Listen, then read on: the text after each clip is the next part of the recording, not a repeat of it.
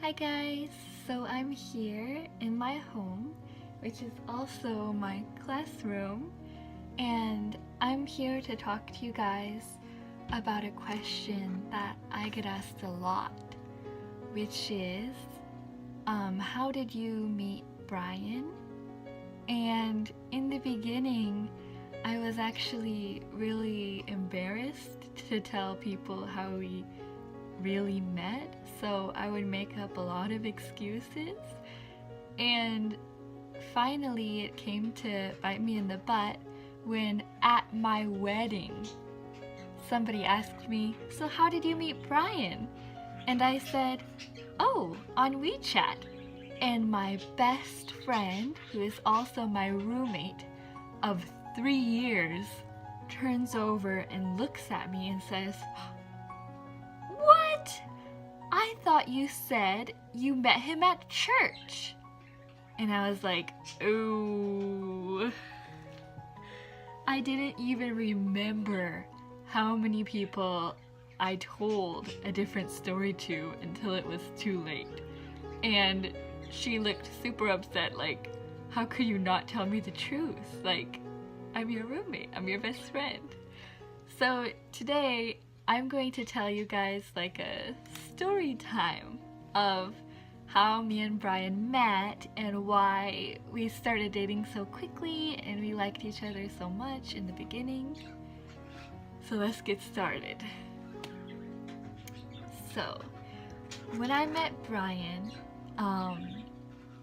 it's kind of strange because a lot of bad things happening to me at that time actually led to the best thing in my life, which was meeting Brian and getting married to him. So, how do we start this? Let me see. So, I was a senior in college. I was getting a bachelor's degree in English literature. I was going to school at Hope International University, which is across the street from Cal State Fullerton. And nobody has ever really heard of my school before. It's a very small school. People drove by and thought it was a hotel, which I think it used to be. Or at least the dorms used to be a hotel, but that's a different story. So let's not get sidetracked. Okay. So I was a senior. The year prior to that, I think it was the year prior to that in May, I actually had a boyfriend who I had met in China and he broke up with me on my birthday. So this is like half a year to a year later. This is like in the spring, like maybe March or April. I had been tutoring students in the library. I was hired by my school to do that. And it was really fun and I really loved it. And I thought, oh, since they cut the hours in half this semester, I should try to take this skill of tutoring students. And I should try to find my own students. And I should try to tutor them by myself. Like, why do I have to wait in this library every day? I could do both. I could be spending my other free time helping other students. So what I did was I created some kind of like an ad and then I posted it as my WeChat picture. And it said things like, need help editing, need help with your homework, need help learning English in general, like ESL, you can contact me and this is my email and blah blah blah, and I'll be happy to help you. So I put that up, and then I've heard about the WeChat has a function which is like friends near you or friends nearby you. It's like 附近的人. So I chose 附近的人, like nearby people, nearby friends, and I turned it on. And I was really shocked because if you're a girl and you turn on that app, you will immediately get tons of, I don't know if it's wanted or unwanted attention. And some of the attention is good, like maybe some girl across the street from you wants to sell makeup to you.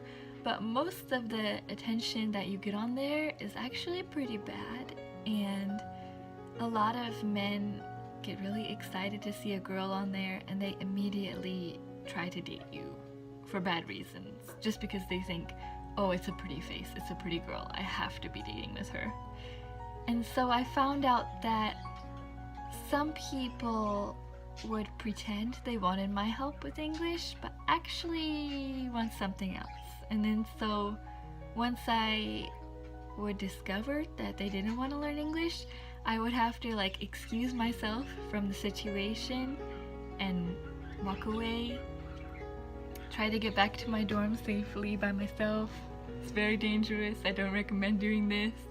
Even if you're as poor as me, I had like $100 max in my bank account for like the whole 4 years of college.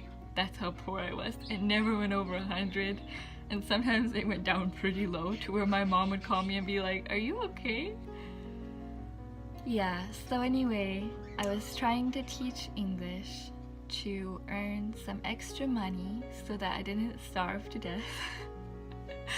And I happened upon a student who seemed really normal, seemed really nice, and I taught him at Cal State Fullerton in the library because I thought, like, that's a really safe place, there's tons of people everywhere, it's really close to my school, I could technically run back if I ever needed to, I can think of tons of excuses if this person turns out to be weird. But he acted pretty normal, and so I just went along with it. And in the beginning, I would teach him his homework that he got in class that day, and it would be like 1 or 2 hours. Maybe I would get paid $20 for those 2 hours, and I would say bye and go back to my dorm. But then he started like forgetting money or something, and he would say to me, oh, I didn't bring any cash, but I could just treat you to some tea, and while we're there, I'll go find an ATM, or maybe I could just pay you with some delicious bread from 85C Bakery or something. So I thought, okay, I mean, what about PayPal? No, he doesn't know how to do PayPal. Okay, so I guess that's what we're gonna do. So it started turning into me teaching him English, him buying me a green tea, me teaching him English, him taking me and my roommate out to eat at a restaurant, a cheap restaurant, nothing special. And then it turned into me teaching him English, and then him wanting to spend time with me, and I would make up a lot of excuses like, I'm very busy, I have another class after this, blah blah blah, anything I could. And for some reason, in my mind, this student was a student, and the boundaries were very clear in my mind. Like, you really can't even be friends with a lot of students, because then they might ask you to teach them for free, or they might expect you to teach them English for free. That's not really a true friendship if the basis of your friendship is you giving somebody free English lessons all the time. Like, that's it. I mean, if you have a real friend and you want to teach them English for a few minutes, fine, but not like 2 hours every weekend or something, free English, and then they never want to hang out with you on the other days. That's not true friendship. So anyway, I was teaching him, and in my mind, he's my student. That's it. That's it. But in his mind, he thought that every time he took me to drink green tea after our lesson, that was considered to him to be a date. And so, in my mind, I had only been teaching him English. I had only been his tutor. I had only been his teacher. I never crossed the boundary. I acted very professional all the time.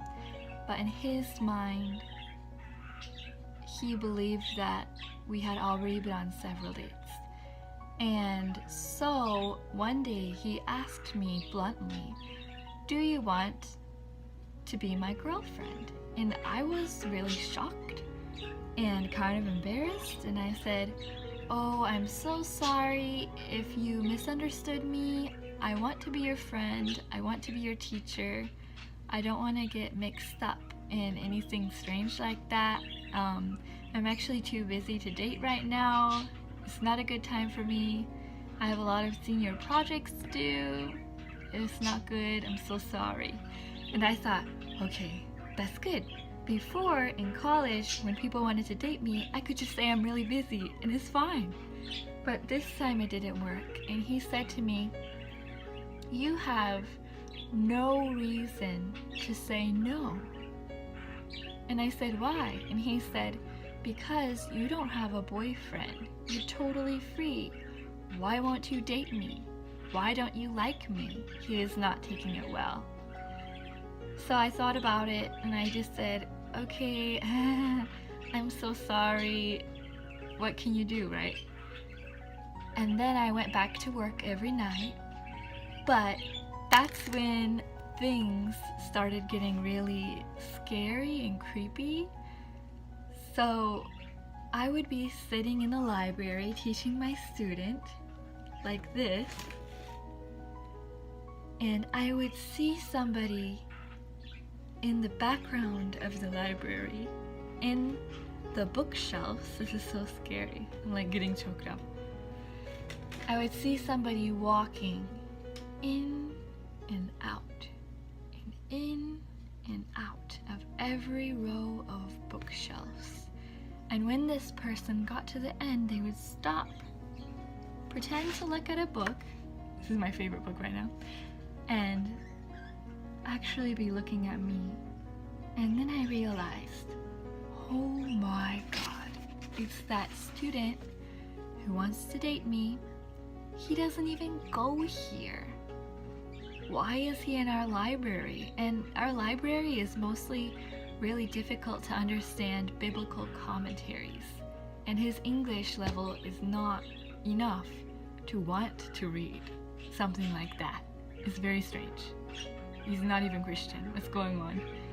So he's in our school library, going back and forth in between the aisles, staring at me the whole time I'm supposed to be teaching other lessons. And every night I would get off work at about 10 p.m., sometimes a little bit later, like 10:30. I had like the night shift in the library, and I would walk back to my dorm alone. And you got to remember, my campus is pretty small, but still walking alone at dark, in the dark, sorry, walking alone in the dark at nighttime is kind of scary, no matter how big the campus is. So I would be walking home and I would see him walking behind me. So I would walk faster and he would walk faster. And I would keep going and he would keep going. And I would run into my dorm. And then I realized that was a bad thing to do, to run exactly straight into your dorm, because now he knows where you live, right? And the dorm doors automatically lock behind you, but it's not that hard to walk behind somebody and be like, "Hey, can I get in too?" You know what I mean? Like, just follow them in, or they'll hold the door open for you or whatever. Like, even though they automatically lock, it's not as safe as you would think. And so he ended up following me and watching me somehow go back to my dorm every day. And I felt kind of scared. And then I get a call. Story changer. I get a call that my mom calls me and tells me that my uncle, who has brain cancer, just passed away, and she asked me if I want to come to the funeral or not. So I said yes. And I went to the airport and I felt so good to be getting away from school, even though the circumstance was really sad. I really loved my uncle. I didn't want him to die. It was a very dark time. I was so close to graduating, so it was kind of hard to focus on school and focus on that at the same time. And I was sitting in the airport, and I realized that I hadn't turned off the Fujingzeren option, like, ever. So I thought, maybe it's better if I don't look at it anymore. It's not very safe. And so I was looking at my phone and looking at the Fujingzeren option, and I saw that there was a few messages on there from like 3 different people. And I was like, somebody wants to learn English. I don't know if I want to do that anymore. Somebody else looks really strange. And then there was Brian's picture. And Brian's picture looked like a very handsome guy and a very normal guy. And all he asked me was like, 你会说中文吗? Like, can you speak Chinese? And so I messaged him back and I said, 会, like, I can.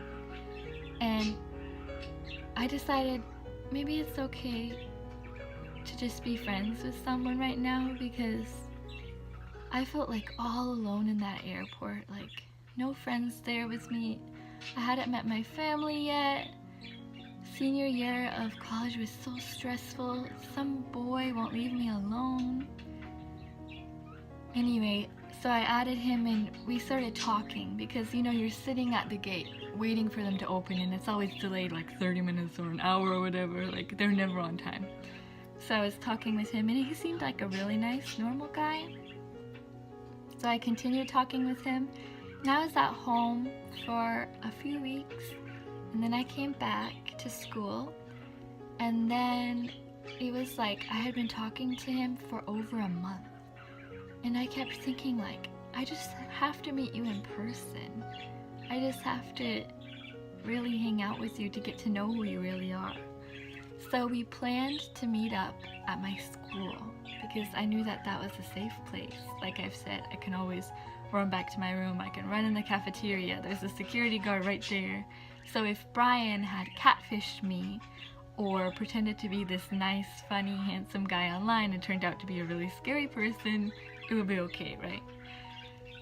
So I saw Brian, and he was exactly the same as his picture. He hadn't lied to me at all. His personality was exactly the same.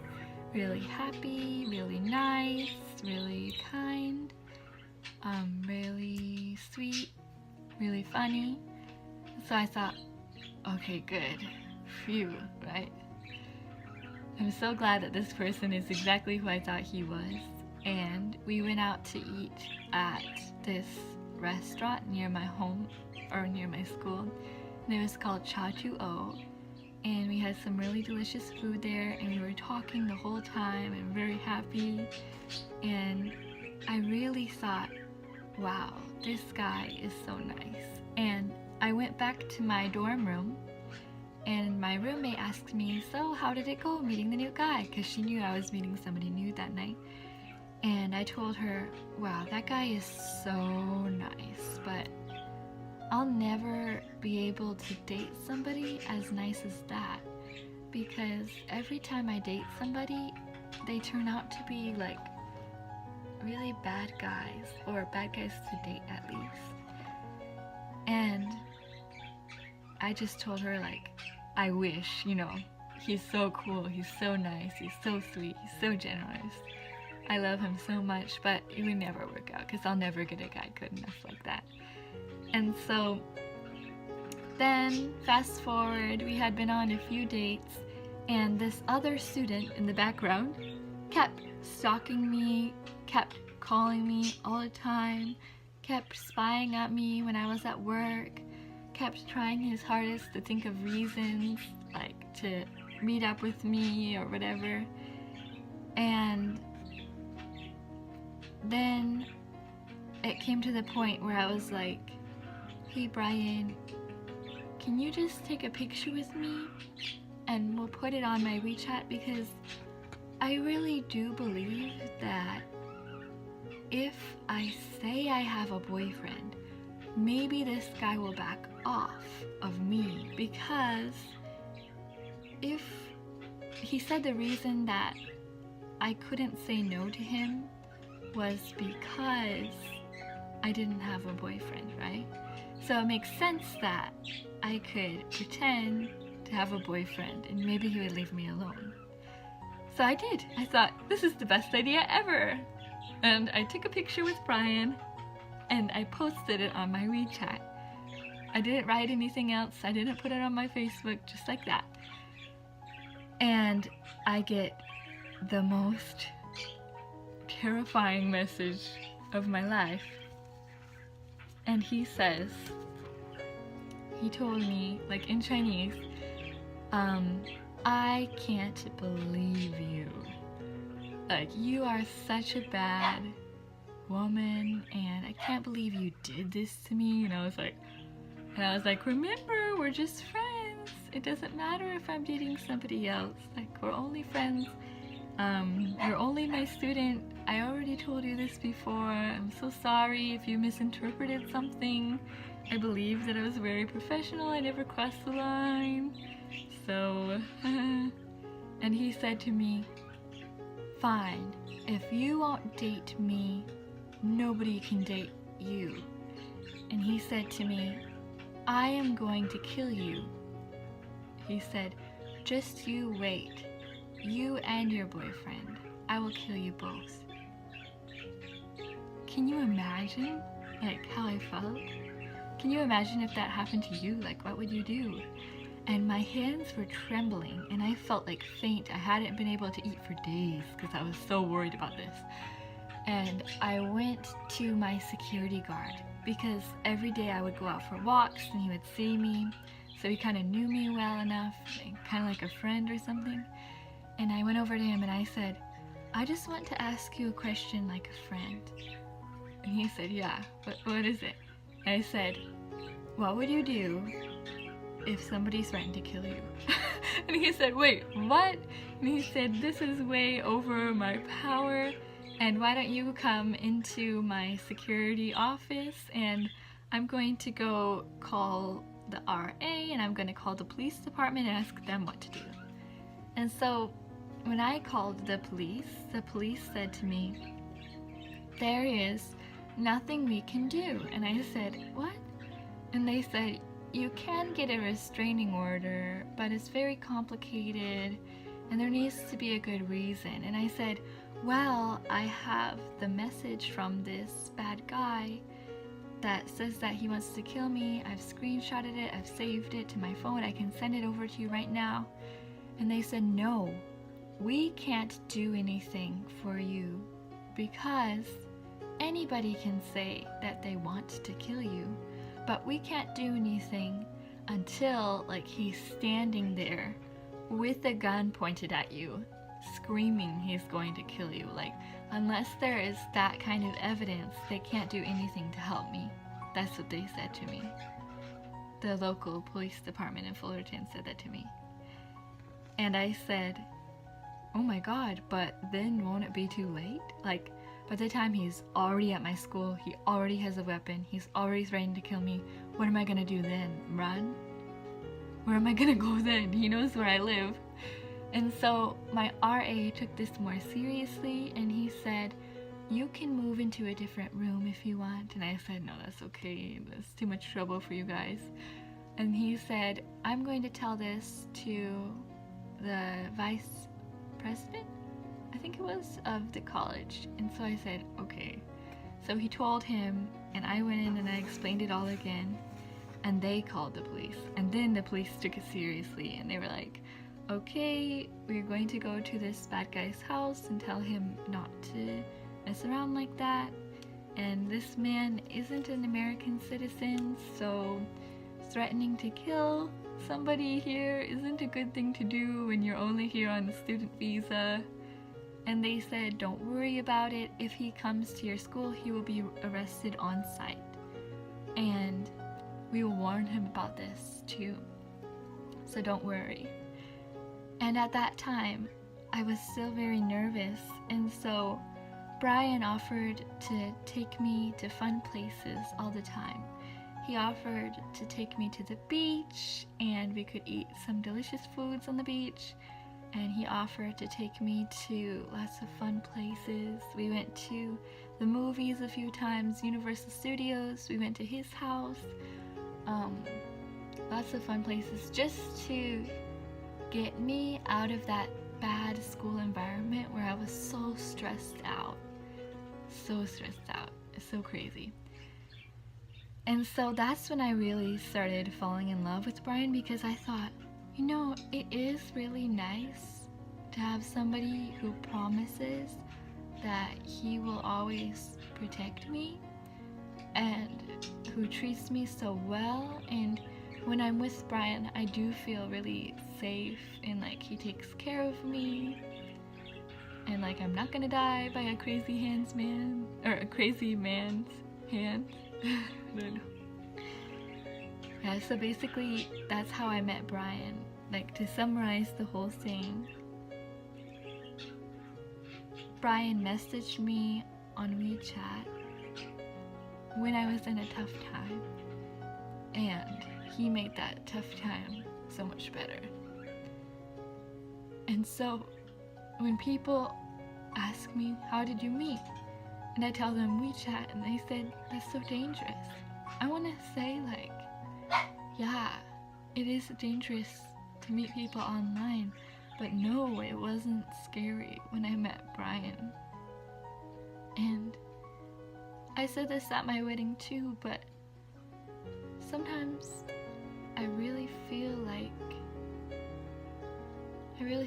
when my uncle died, maybe he tried to find somebody who would take care of me. Maybe he knew I needed someone like Brian.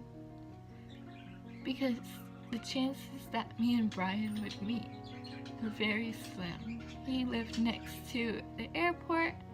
I lived in Fullerton, that's like an hour away. The only way we could have met is if I were in the airport or near the airport, and if he was at work with both of our WeChat things open, or else we would have never met. So I just feel like very lucky, and I feel like it was some kind of like, I don't know, like divine power helping us. Like maybe my uncle, maybe God, maybe an angel. I don't know, I just feel really lucky to have met Brian. And I really do believe that he saved me from a lot of scary things. And when I needed the help the most, when I was stressed out the most with my homework, stressed out the most with that situation, he really came to my side. And so we started dating pretty quickly and got engaged pretty quickly. And what happens after that is another YouTube story time. But I just wanted to tell you guys today that I met Brian this way, and I hope that it clears up any weird things. And in the beginning I told people so many different things. Like I told them I met Brian because he was a waiter, and he was. And I told people I met Brian at church. I mean, he's a Christian, but not really, we didn't go to the same church. And I met Brian all these different ways, at school, whatever, but none of them were true. The truth is, I met him on WeChat and he turned out to be normal. So not everybody is a catfish. Yeah. So let's wrap up the video here. It's already almost 30 minutes long. And if you guys have anything that you'd like to share with me, or any of your own personal stories, whether it be being a student, finding your love, scary catfish stories, be sure to leave them down below.